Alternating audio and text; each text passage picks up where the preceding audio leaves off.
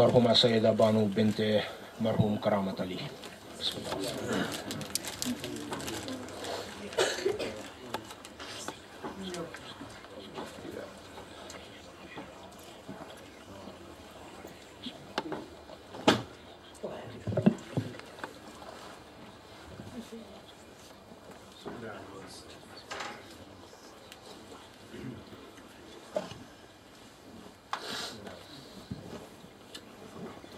لا حول ولا قوة إلا بالله العلي العظيم. بسم الله الرحمن الرحيم. الحمد لله رب العالمين والعاقبة للمتقين والجنة للموحدين والنار للملحدين والصلاة والسلام على سيد الأنبياء والمرسلين حبيبنا الممجد أبي القاسم المصطفى محمد وعلى آله الطيبين الطاهرين المعصومين ولعنة الله على أعدائهم وغاصبي حقوقهم وقاتليهم أجمعين. أما بعد، فقد قال الله تبارك وتعالى في قرآنه المجيد والفرقانه الحميد وقوله الحق: بسم الله الرحمن الرحيم. الذين إذا أصابتهم مصيبة قالوا إنا لله وإنا إليه راجعون. صلوات.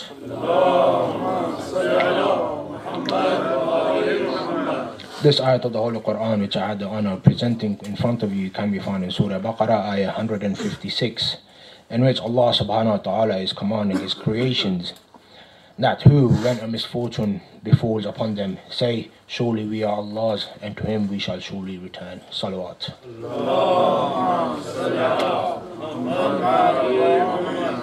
Now the question, we call ourselves the follower of Imam Hussain. We call ourselves followers of the Ahlul Bayt.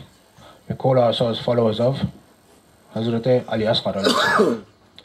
Therefore we should, when death appears in front of us, we should welcome death with open arms. We should welcome death with a smile upon our face. The same way Hazrat Ali Asghar accepted death. The same way Hazrat Ali Akbar, when asked, or when all the youths, all the martyrs who were youths in Karbala were asked, how do you feel about death? They replied, Ahla min al-asal. I feel that death is to me is sweeter than honey. We as followers of the Ahlul Bayt should be the same way. Question arises that why do we fear death? There are two reasons for us fearing death. The first reason is that it is natural. It is a natural instinct that what is unknown to us, we will fear. For example, certain people have the fear of the dark. Why do they fear the dark? Because the minute you switch off the lights, the room is dark and it is unknown now. You do not know what is in front of you or what is surrounding you. Because it is dark, you cannot see anything.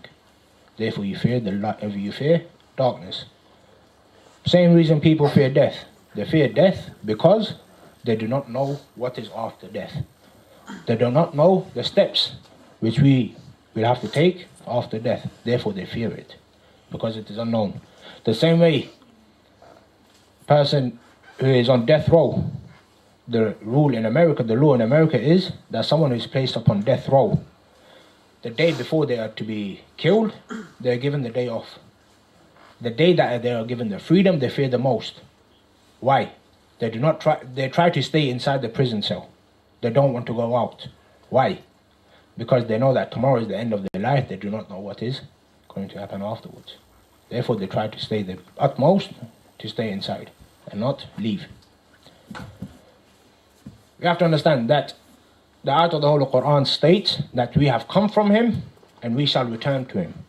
Therefore we come to the understanding that this life, no matter how long the period of life is, we are in transit. The same way, if I want to go to India and I have to catch a connecting flight, when I am in transit, I will make sure that I do not do anything which will cause me to miss my flight. I will make sure that I am at the gate on time so that I catch my connecting flight. Why? Because I know that at my end destination, I will be going to someone who I love, who is close to my heart. Allah subhanahu wa ta'ala should be the same. That we know that when our death comes to us, we are going to someone who is close to our heart, someone who is our creator, someone who is our Lord. Yet people do not understand this. Because they believe that they are, many people believe that in the Big Bang theory, and they say there's nothing after death. Yet we understand through ayats of the Holy Quran that yes, you will be tested.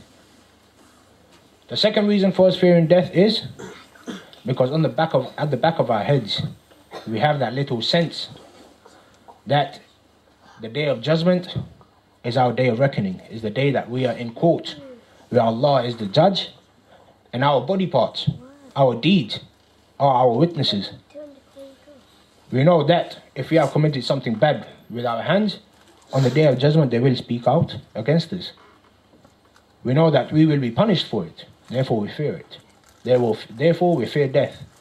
We should be in such, because we are the followers of the Ahlul Bayt, we should be abiding by their teachings. We should be the same as Hazrat Ali Asghar. At the age of 6 months, he knew what death was. Therefore he accepted death. He welcomed death with open arms. He had a smile upon his lip when he was martyred. Yet how many of us try to run as far away as possible from death? We know that death is not in our hands. Allah has guaranteed that to us, that you are, no matter what, one day you will return to Him. Therefore, we know that this period on earth, we are in transit. Therefore, we should do stuff, things, deeds, that on the day of judgment, they will give witness on our behalf, not against us. Our deeds are our record, our files. The same way in high school, once you completed your high school, you get your national record of achievement, where you got your GCSE results, you got your accommodations. On the same day, on the day of judgment, you will be handed 2 folders, one in your right hand, one in your left. The one in your right hand will be your good deeds. The one on your left will be your bad deeds. We should be such that our right hand is heavier than our left. For on the day of judgment, it is these 2 folders which will speak up against us or for us. We are the followers of the Ahlul Bayt. We should be following their teachings. We should keep or strive to keep alive the revolution of Imam Hussain. How many of us today can truly say that I have kept the revolution of Imam Hussain alive? Every single generation will be asked this question. Every single person will be asked this question. Now, what did you do to keep the revolution of Imam Hussain alive? We must look within ourselves. We're in a community. Is the community united or is it disunited? What are we doing to spread the religion of the Holy Prophet? The religion which Imam Hussain gave his life for. Imam Hussain gave his life so that we could today practice our religion in peace. We could practice our religion openly. On that side, we are successful. We are able to practice our religion openly. Yet, are we truly practicing our religion? There's a hadith of Imam Hassan Askari alayhi salam, our 11th Imam, where it says that those who are my followers have 5 signs. One is that they recite 51 rakat namaz every day. Second is that they wear the ring of Firoza and Aqiq on the right hand, on the 2 small fingers. Third is they recite Bismillah ar-Rahman ar-Rahim loudly. Fourth, they do sajda on a turbat, on a sajdagah. And the 5th is they recite Ziyarat Imam Hussain al-Islam on the day of Arafah. If not, every day. How many of us can say that we abide by these 5 rules? How many of us can say, forget the 51 rakats, how many of us can say we recite the wajibat, the 17 rakats which is wajib upon all of us? The rest of them are mustahab namazes, which include namaz al-shab and the nawafil of the wajibat namazes. Forget that, put that aside. How many of us recite the 17 rakats a day? How many of us recite Ziyarat Ashura? How many of us know how to recite Ziyarat Ashura? We beat our chest throughout the 10 days of Muharram. Is that any good to us? Is that doing us a favor? Are we doing ourselves a favor? Or are we digging ourselves a bigger grave? Because you do that, you beat your chest, you weep for Imam Hussain al-Islam, yet do you do what he told us to do? Do we do what Imam Hussain gave his life for? These are the questions we must ask ourselves. At the end of the day, we are the nation that Allah promised to be Fatima to Zahra. Salawat.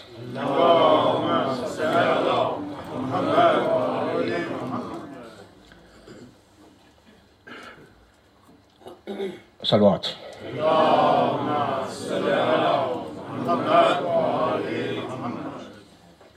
How many of us in today's world, we all accept that our actions speak louder than our words?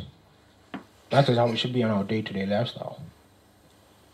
In Muharram, we notice that certain youths, they come for the Azadari, they don't understand anything because their minds are somewhere else.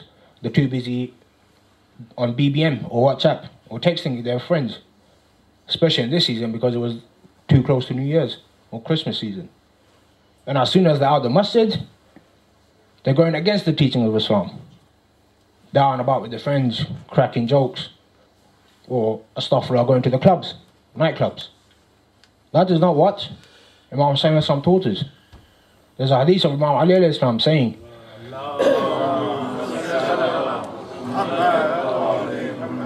those who are my followers, those who call themselves the lovers of Imam Ali alayhi salam, and listen to music, it is as if they have slapped me across my face. This is Imam Ali alayhi salam. This is, we believe to be Amir al-Mu'mineen. Even the Westerners accept Amir al-Mu'mineen alayhi salam. You have Karl Marx, a famous communist. He stated when he read the first khutbah of Imam Ali alayhi salam from Nahj al-Balagha, which is regarding the creation of the earth. It says that when I read this, it felt as if it was either Imam Ali alayhi salam who created this earth, or he was present when the earth was being created. These are our leaders. Yet we don't show them anything. We call ourselves the lovers of the Ahlul Bayt. Yet are we abiding by their teachings? Do we follow their teachings? You got Western belief, especially throughout the New Year's, where they come out with their New Year's resolution. That's one of these beliefs which I believe in.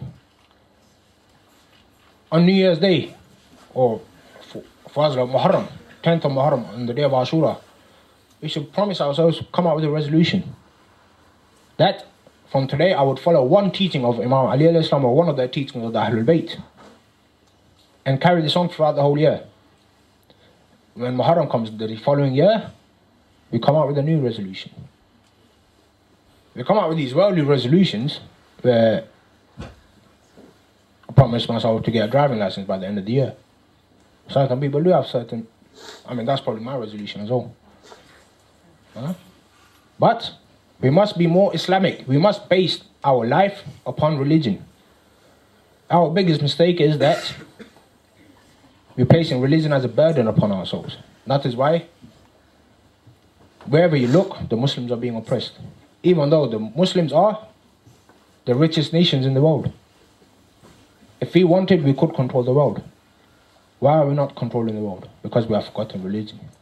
We have forgotten the teachings of the Ahlul Bayt. Salawat.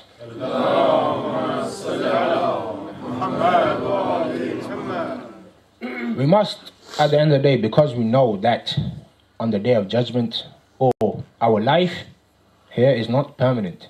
We will be going somewhere else. Therefore, we must strive for the hereafter. Out of the Holy Quran says that you're not here permanent, and it's guaranteed that you will go some other place, and we must strive for that place. The same way in today's world, we base our lifestyle so that our future is secure. For example, I work so that my future is secured, so that I don't have to work throughout my whole life, so that I can retire early. We must strive the same way. We must work in this world so that our future is secure on the day of judgment when we face our Creator. How will you feel that on the day of judgment when you're standing in front of the Holy Prophet and your head is bowed down in shame because you did not follow the teachings of the Holy Prophet? Yet you have somebody else who is standing in front of the Prophet. He may not be a Muslim, But his head is held up high. Why?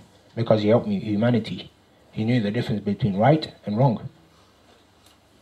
Mother Teresa, for example, I can guarantee you that even though she was not a Muslim, on the day of judgment, her head will be held up high.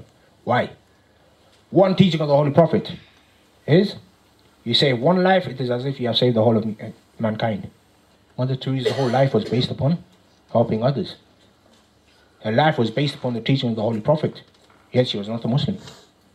How many of us can say the same thing? That me being a Muslim, I've done the same thing.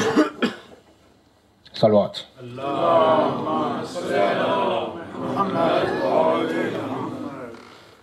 Another very big issue in today's community is that we place more importance upon azadari, but we don't place importance upon our obligations. There's a hadith of Imam Jafaria alayhi salam, where it says that you should do your mustahabbat, but if your mustahabbat interfere with your wajibat, that mustahab becomes haram upon you. If I'm meant to recite 51 rakats, from which only 17 of them are wajib, I recite the mustahabbat, and due to that mustahabbat, my wajib namaz has become qaza or batil, or I'm too tired to recite them. Those nafils or nawafils are haram upon me. The imams were there to make our lives simple. They simplified our rulings, the same way the maraja are today. The ayatullahs are there today to simplify your life. They give the laws, they issue the orders because they have studied it, and they know that if they have given the incorrect order, the sin is upon their neck, not upon yours. How easy can life be? That on the day of judgment, when you are questioned, you can say that my marja said this, therefore I obeyed him, therefore I followed him, because I didn't spend my life studying religion. I followed someone who was far more greater than me in this field. Therefore the sin isn't on my head. This is what Islam tells us. Islam simplifies life for us. Islam teaches us the way of life, how we should live our life. Imam Hussain Islam done the same thing. He taught us how to live life. They got a famous story where one day both Imam Hassan and Imam Hussain Islam were present at the house. In Imam Hassan Islam's gathering are those people who are fasting. And Imam Hussain Islam's gathering are those who are not fasting. And they are eating. One of the companions come and say that, it comes to the imams and say that you're both brothers, you're both imams. Why is it that one of you is fasting and one of you is not fasting? The imams replied that we are the leaders of the community. We must be there for both types of people. The ones who are not fasting are with me, the ones who are fasting are with my brother. That's how life should be. Life is about forgetting others' treacheries or others' backstabbing. What is the history behind shaking hands or when we hug each other on the day of Eid or whenever we meet? We shake hands saying that it is a sign that when I shake someone's hand, my hand is always there for you. Whenever you are in need, I am there for you. The hugging is there when you are in need, I am there for you. I am one of those who is loyal to you for life. That is why we hug each other. That is why we shake each other's hands. How many of us shake each other's hands for that same reason? Yeah, I've experienced it myself where I don't get along with someone and I shake their hands. At the end of the day, I am not a ma'soom. We should strive to be ma'sooms, but I'm not. Now I'm thinking of ways of embarrassing him. I'm being a hypocrite. I'm shaking his hand saying that I'm there for you, but in my mind I'm thinking completely against that. That is not the teachings of the Imams. The Imams never taught us this. Imam taught us that those who are in power to take revenge, yet they do not, they forgive them. That is what the teachings of the Imams is. We study when Hazrat Mukhtar started to take revenge of the murderers of Karbala. Hazrat Mukhtar gave the orders that in Medina, those who are in the vicinity or in the tent of Imam Zain al-Abidin alayhi salam will be protected. At that time, the killer of Janab Ali Asghar was in Medina.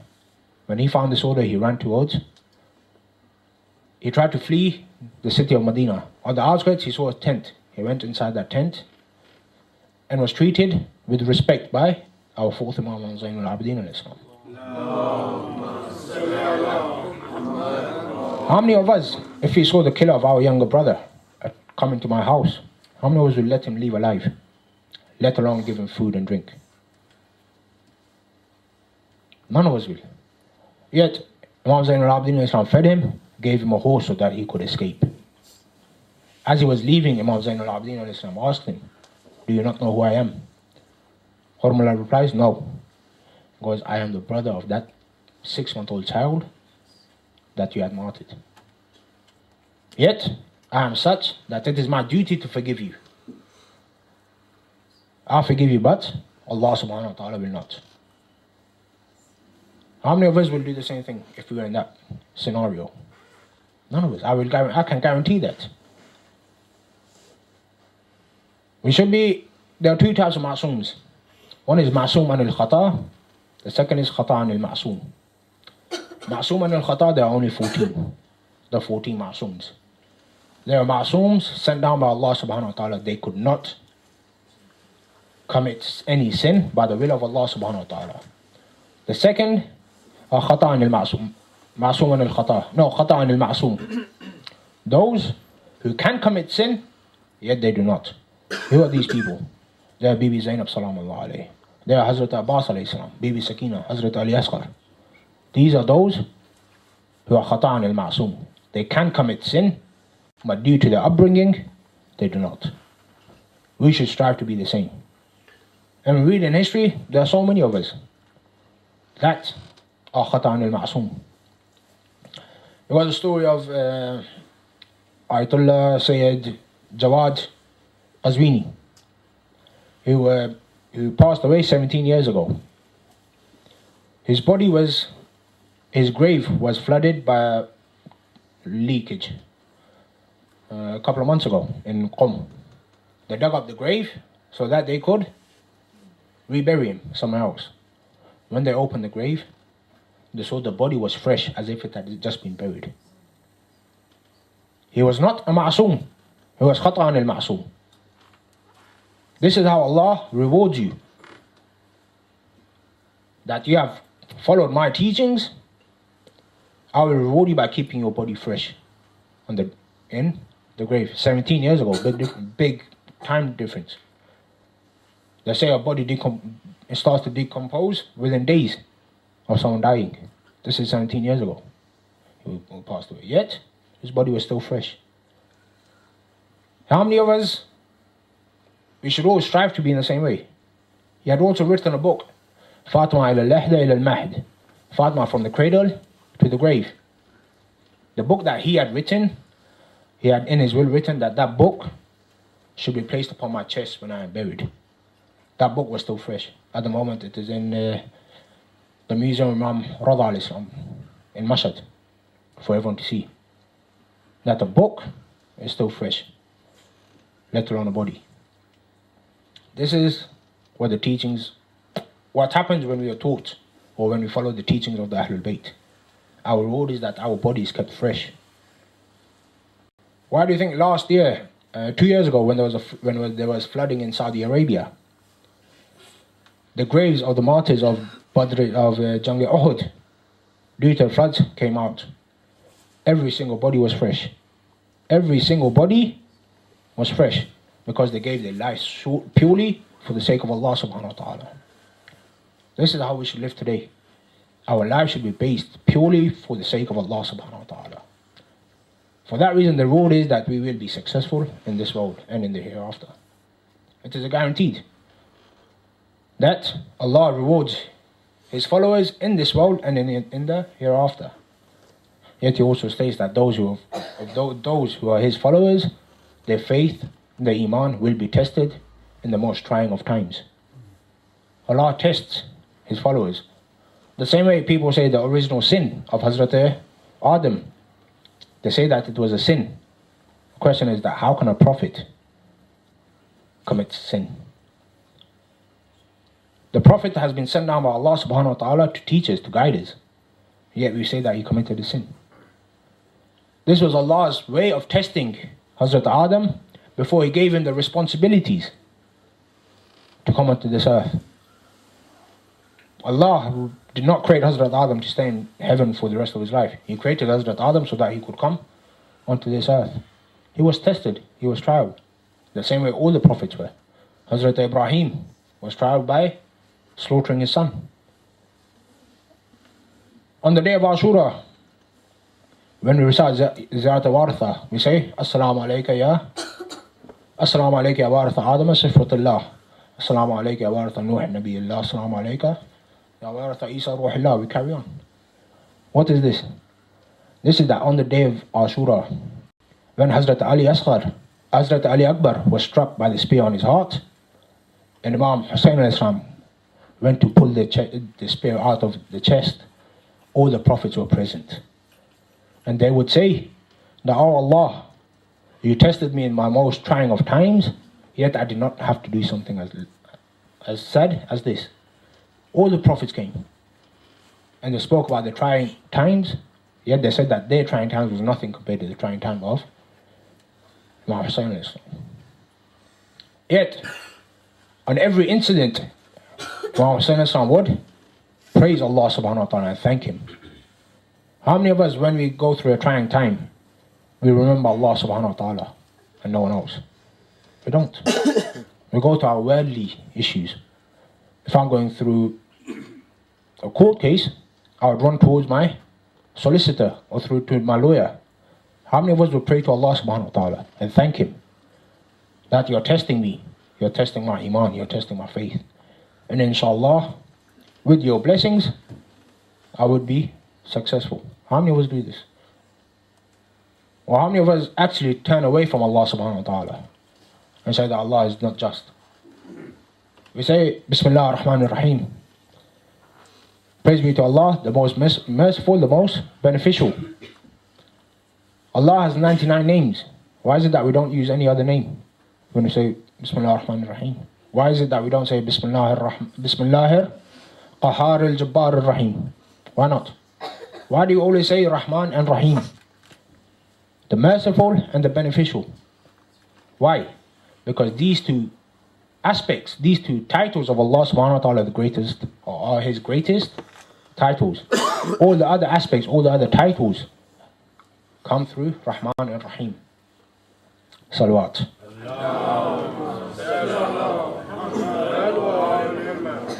Today we have gathered to commemorate the martyrdom of Bibi Sakina sallallahu alayhi. Who is Bibi Sakina? She is the four. Some historians state that she was 6 years old, some state that she was 4 years old. She was a alima in her own field. She was a hafiz of Quran. How many of us at our age have finished the Holy Quran? These are the lessons that we must take from Karbala. Not a 4-year-old child is a hafiz of Quran. She was not a masoom. Yet how many of us can say that we have finished the Quran? Forget the memorization part. How many of us can say that I have finished the Holy Quran? Bibi Sakina was the most beloved daughter of Imam Hussain Islam. She was given the title of Ruqayya by her father. Ruqayya is a ta'weez which you keep close to your heart. And we read in history that Bibi Sakina and Imam Hussain Islam both could never sleep without each other unless Bibi Sakina's head was placed upon the chest of Imam Hussain Islam. We got the hadith, Fatima tabadatu minni, the hadith of the Holy Prophet. Fatima is a part of my heart. We have the same hadith from Imam Hussain Islam. Ruqayya badatu minni. Sakina is a part of my heart. This is the love which was between father and daughter. We see on the day of Ashura, when Imam Hussain Islam went to say his last farewell to his mothers and sisters, to his wives, sisters and daughters, he climbed upon the Zuljana and was to leave towards the battlefield. Yet, when he tried to go forward, the Zuljana would not move. Imam Hussain said to the Zuljana that, O Zuljana, O my beloved horse, this is your last journey. After this, you are free.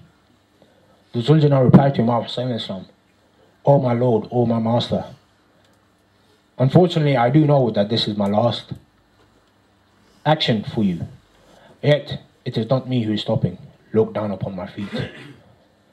He sees that Bibi Sakina bint al-Hussain is grabbing onto the legs of the Zuljana and pleading to the Zuljana, O Zuljana, do not take my father to the battlefield.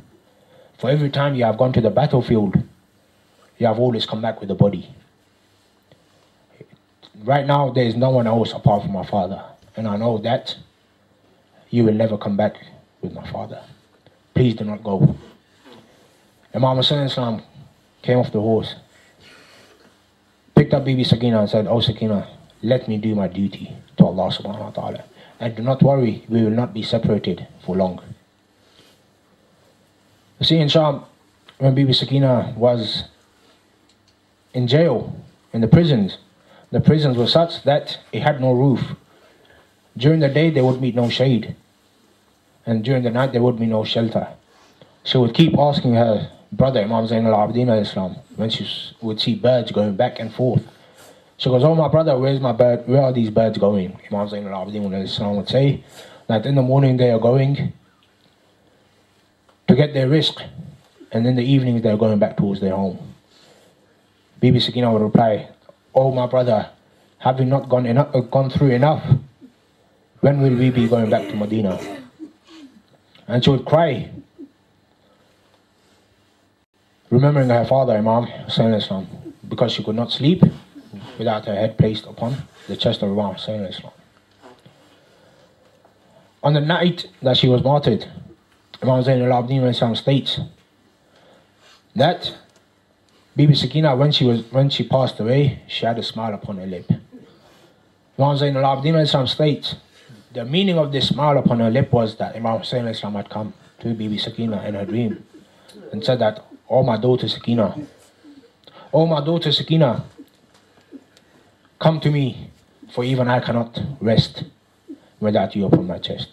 Come, for I am waiting for you. Inna lillahi wa inna ilayhi raji'un. Martyrdom of Hussain.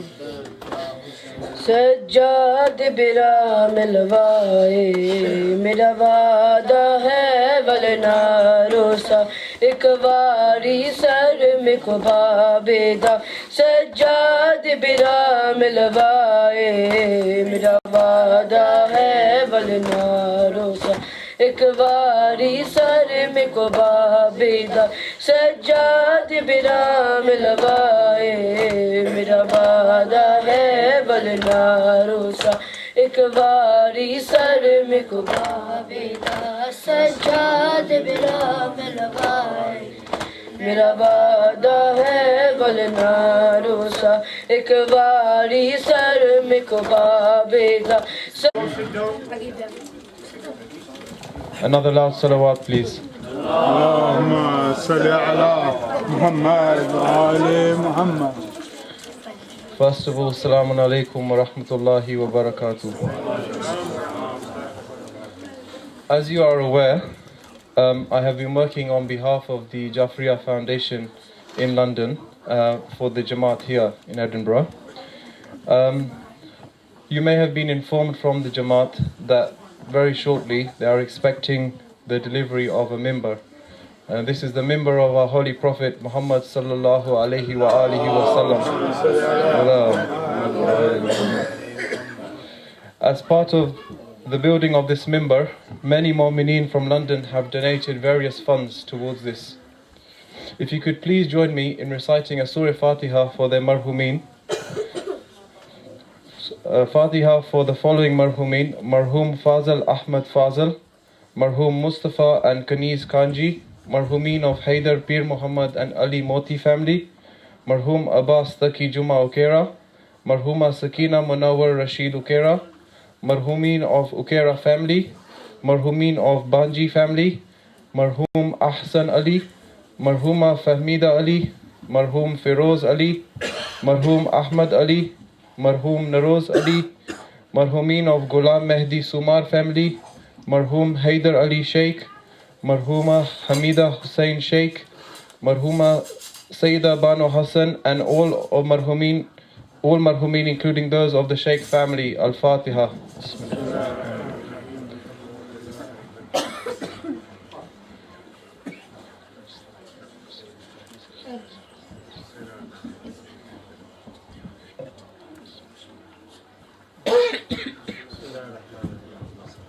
Wassalamu alaikum wa rahmatullahi wa barakatuh.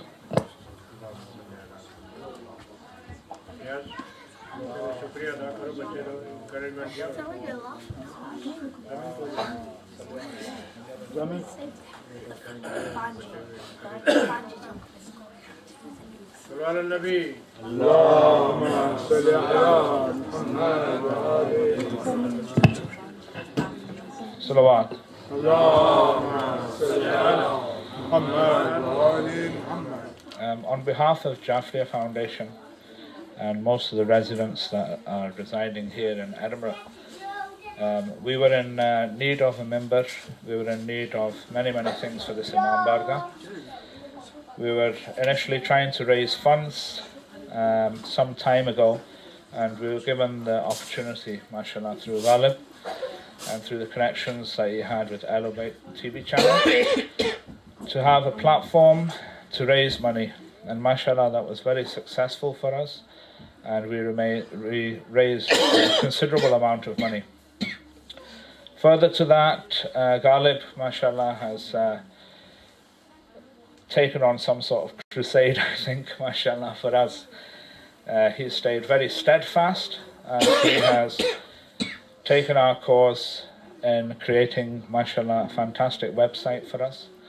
This website is kept up to date and informs anybody in the world, really, about Jafaria Foundation and what is going on. I myself had been contacted by two separate people, students. One contacted me and said that he wanted to attend for the Amals, and then he attended for the Amals with us and then proceeded on to Glasgow for the Julus. He was on the phone to his father in India, and he was saying to his dad, "My God, what azadari is taking place here? There was a Julus, there was Martyrdom, there was this, there was Amals." Mashallah, this is what Islam is all about, and I wish we had more people like Ghalib. Furthermore to this, he then organised a member for this Jafaria Foundation, and not only did he organise that, but he started a campaign to raise money. And mashallah, if I'm correct, I think about £400 was raised towards the member. 445, mashallah.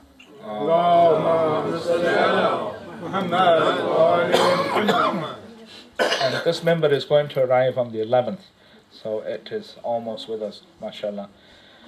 So I would like a very loud salawat for Brother Ghalib. Inshallah, this gives him encouragement to continue his work, not only for us, for all our brothers and sisters all over. Allahumma salli ala Muhammad wa ali Muhammad. Mashallah. About the project he's doing. The project he's doing. Just furthermore, I wanted to remind everybody, you should have had a text message today, thanks to our sister Baji Anjum, regarding a project that Ghalib is doing. This project is in order to help us, should we, inshallah, in the very near future, have a transport system put in place for the elders or just for the community in general. This project's a little bit more wide scope than that, but he would like the assistance of anybody who is over the age of 60.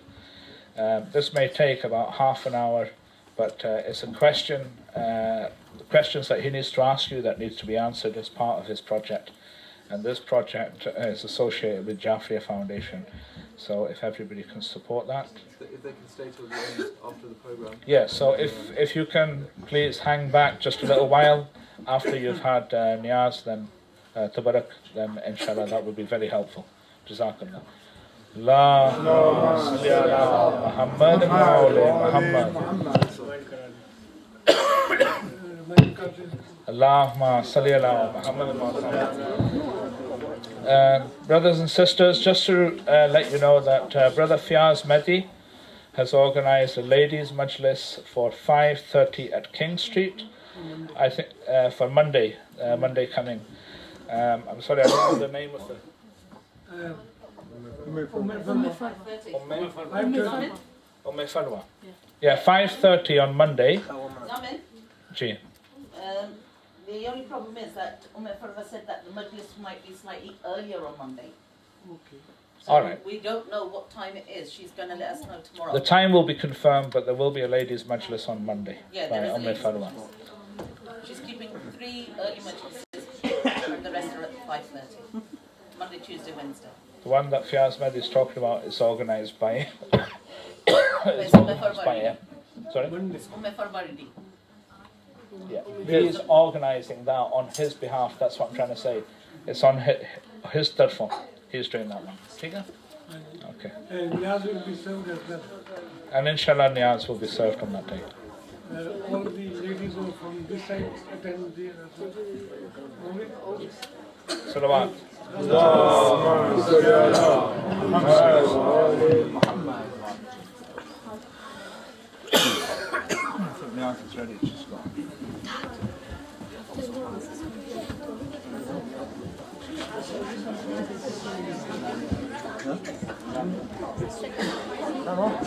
Get off. Choices chart without Mitch. Thank you very much.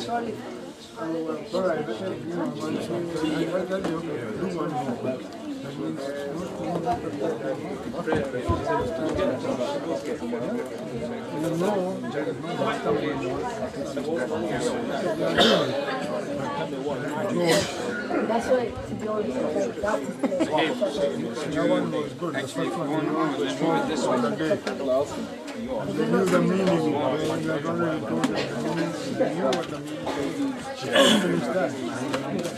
But that's what I say to get up there. No, I know, but that was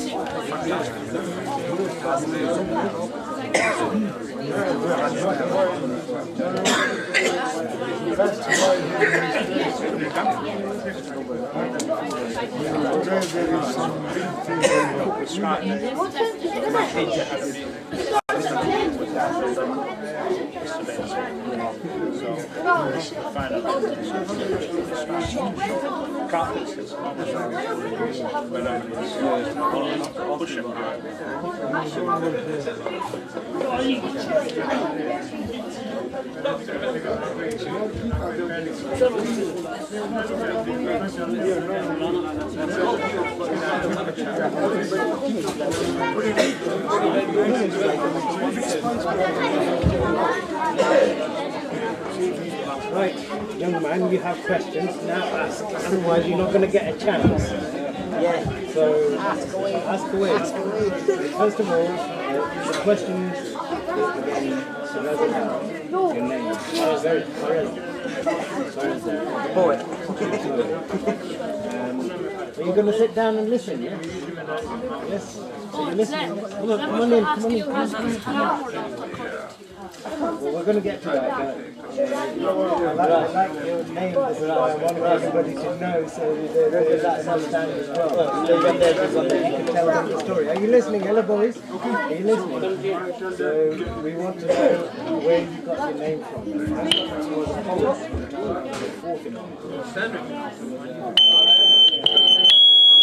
The pope for the Khalifa.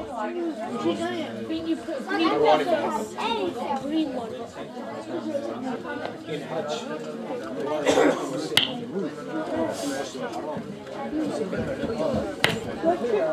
when he went to the